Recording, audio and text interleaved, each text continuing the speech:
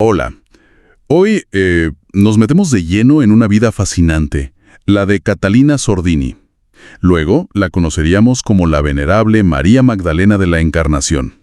Exacto. Vamos a seguir su historia, basada en una biografía, desde una niñez, digamos, particular, hasta fundar una orden religiosa. Así es. Queremos entender qué la llevó, qué espiritualidad, a crear las adoratrices perpetuas del Santísimo Sacramento. Y todo arranca, parece, con un momento muy visual. Una visión frente a un espejo. Sí, y para entenderla bien hay que pensar en su época. Nace en 1770, en Italia. Un tiempo de mucha religiosidad, sí, pero también, ya se venían vientos de cambio, ¿no?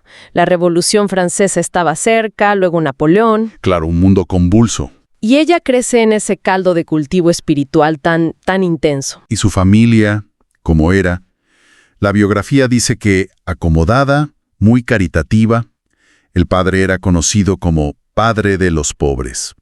Mucha devoción a la Eucaristía en casa. Ajá. Y ella, no era una niña precisamente tranquila. La describen como muy vivaz. Sí, leí sobre eso. Y los incidentes. Se perdió en el bosque, la atropelló un caballo, una herida en el ojo. Uf, sí. Eventos serios. Y lo notable es que las recuperaciones se veían como milagrosas, ligadas a la fe. ¿Eso no te sugiere algo? Totalmente. Como una sensación temprana de protección divina, ¿no? Esos sustos, interpretados así, seguramente forjaron una fe muy personal, muy directa. Tiene sentido. Y eso la preparó, quizás, para lo que vendría después. Ya desde niña sentía una conexión especial con Jesús sacramentado. Momentos fuertes frente al tabernáculo. Y entonces llega el momento clave. Los 16 años.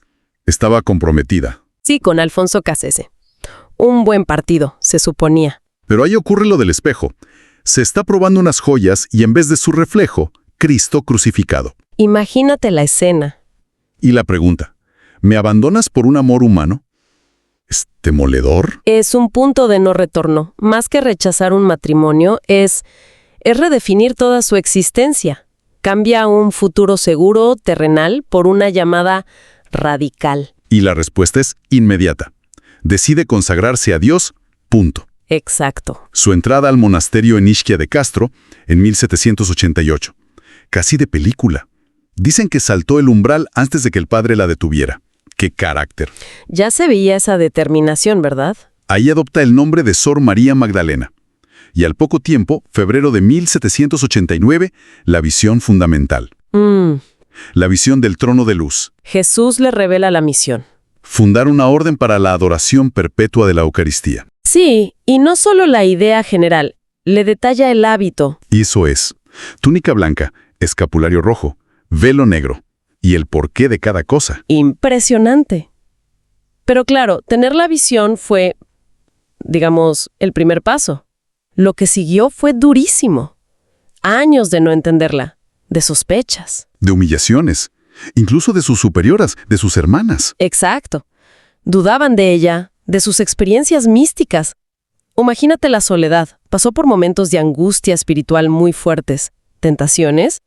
Ella hablaba hasta de luchas con el demonio. Uf, ¿y cómo aguantó? Pues, la obediencia, aún sin entender, y la perseverancia. Y luego encontró apoyo, ¿no? Sí, más tarde. El padre Juan Baldeschi fue clave como director espiritual, aunque él también tuvo sus dudas al principio, ¿eh? Pero a pesar de todo ese ambiente hostil, en 1802 la eligen abadesa. ¿Cómo se explica? Bueno, su fortaleza espiritual, su carisma, debió ser evidente a pesar de las dudas. Ya hay anécdotas curiosas de esa época, ¿no?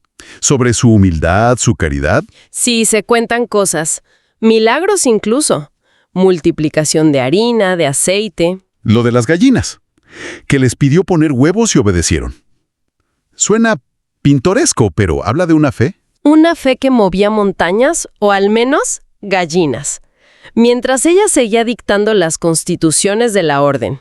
A menudo de rodillas, dicen. Sí, y para fundar oficialmente necesitaba el visto bueno de la iglesia. Ahí entró el obispo Pierleoni. Exacto, un apoyo fundamental.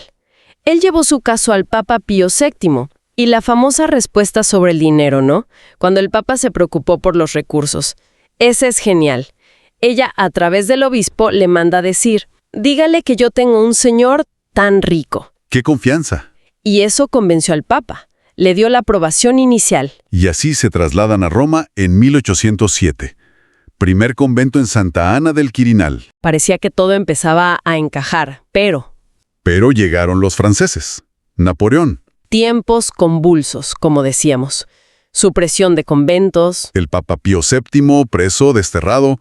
Cosas que, según la biografía, ella ya había como intuido o predicho. Sí, se menciona eso. Y a ella también le tocó el destierro, a Florencia. Años oscuros de nuevo. Pero fíjate qué paradoja. Es justo ahí, en el exilio, vigilada, lejos de su primer grupo, donde empiezan a surgir las vocaciones más sólidas, gente realmente comprometida con su ideal. Es increíble, como si la dificultad, Como si la dificultad purificara la intención, atrayendo a las que de verdad buscaban eso. cae Napoleón, ella vuelve a Roma en 1814, Y ahí sí, la orden empieza a consolidarse, las primeras profesiones religiosas. aunque los últimos años tampoco fueron fáciles. Hubo pruebas internas, Sí, lo de una religiosa que fingía visiones.